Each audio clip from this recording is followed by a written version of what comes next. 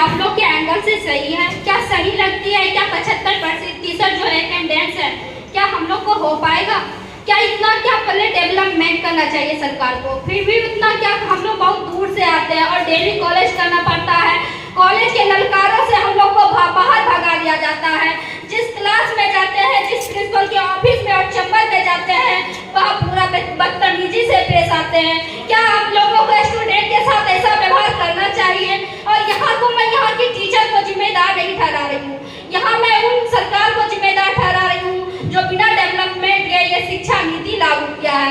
मैं उन सरकारों को अपने तहे दिल से नालों की कीड़े की समझ से देना चाहती हूँ जो कि शिक्षा नीति को लागू किया है। अगर वो सरकार मेरे सामने आ जाए तो मैं उनको बता दूं कि क्या शिक्षा नीति होती है। हम लोग के स्टूडेंट के साथ सिर्फ खिलवाड़ किया जाता है। जब इलेक्शन के टाइम आता है तो गैस सिलेंडर करके बच्चा को ये कीजिए वो कीजिए, वैसा बच्चा की तरह लेबुल दिया जाता है। इस तरह से मैं आप लोगों को कहना चाहती हूँ कि अगर आप लोग की सहमत हो तो मैं, अगर कोई साथ है तो मैं जनता को भी घूम घूम के एडवाइस दूंगी कि आप लोग दूध पीवा बच्चा मत बनिए। कोई बच्चा नहीं है, जनता पार्टी सिर्फ हम लोग का इलेक्शन के लिए, सिर्फ अपने इलेक्शन के लिए 100-200 सिर्फ इलेक्शन तक की जो होगा उसका प्रॉफिट देगा। उसके बाद फिर सिलेंडर का दाम 900 है, तो अभी कुछ दिन पहले सिलेंडर का दाम 1350 का था, लेकिन अब सुन रहे कि उजाला है 500 का, तो इंडियन है जो भी हो 700-900 का। क्या ये इतना रहेगा? नहीं रहेगा, वो सिर्फ कुछ दिनों के लिए ही रहेगा। अगर वो सरकार जीत जाएगा तो फिर हम लोग को पूरा यहाँ तक कि चप्पल घिसने का जो टैक्स होता है ना, उसका भी लिया जाता है। क्या आप दोबारा फिर उस सरकार को, फिर वही मोदी जी को सरकार बनाना चाहते हैं? अगर आप उस मोदी जी को सरकार बनाना चाहते हैं तो हम सभी जनता पार्टी, जनता दल के जो भी नेता है वो सब मतलब ऐसा होने नहीं देंगे। अगर बन भी जाएंगे तो मैं अब उनका सियासत में रहने वाली नहीं हूँ। मैं पूरा इसके लिए मुझे कानून भी तोड़ना पड़े तो मैं कानून के भी अंदर नहीं रह सकती हूँ। मेरे घर में भी मुझे डांटा जाता है कि क्या तुमको मोदी जी ऐसा ऐसा किया। हम बोलते हैं, डायरेक्ट बोलते, क्या मोदी जी को एक जनता को नहीं? क्या अभी लड़कियों के साथ अपहरण हुआ था, क्या उसमें प्रशासन उसका कर सकता था ना?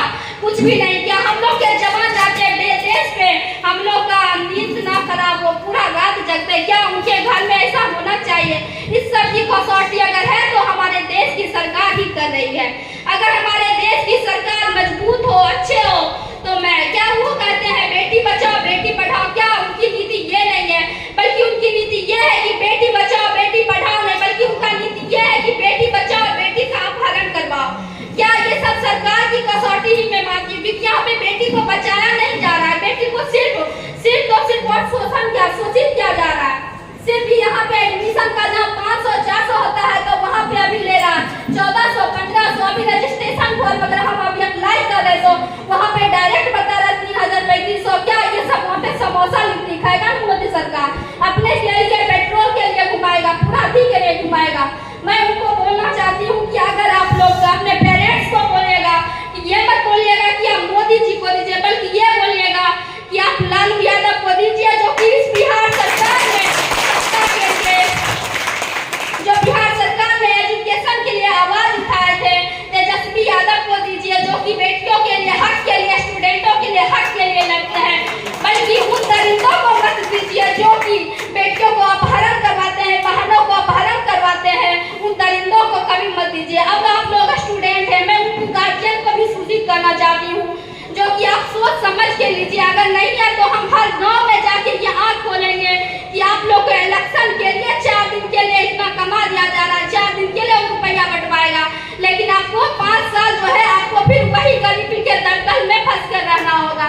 क्या मोदी जी ये क्वेश्चन का आंसर दे सकते थे कि हम लोग का स्टूडेंट के लिए वो क्या ही क्या है? बोलते हैं हम ये कर दिए वो कर दिया, इतना करोड़ निकलवाए नौकरी, क्या वो सच में निकलवाए हैं?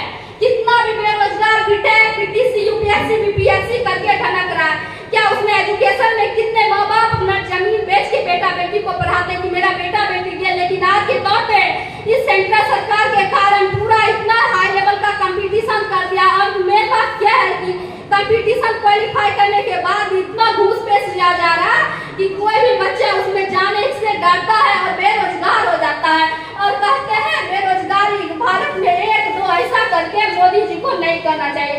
अगर आप लोग को करना है तो तेजस्वी यादव और लालू यादव जी को वोट दीजिए, लक्षण दीजिए, जो कि हम लोग को गार्जियन को, जो कि हम लोग आज की नई पीढ़ी के लिए जो कि एक अच्छा आगे चल के एक अच्छा भविष्य देंगे। अगर आज की पीढ़ी नौजवानों के लिए अच्छा भविष्य दे रहे तो आगे अपने आप अच्छा भविष्य होते जाएगा।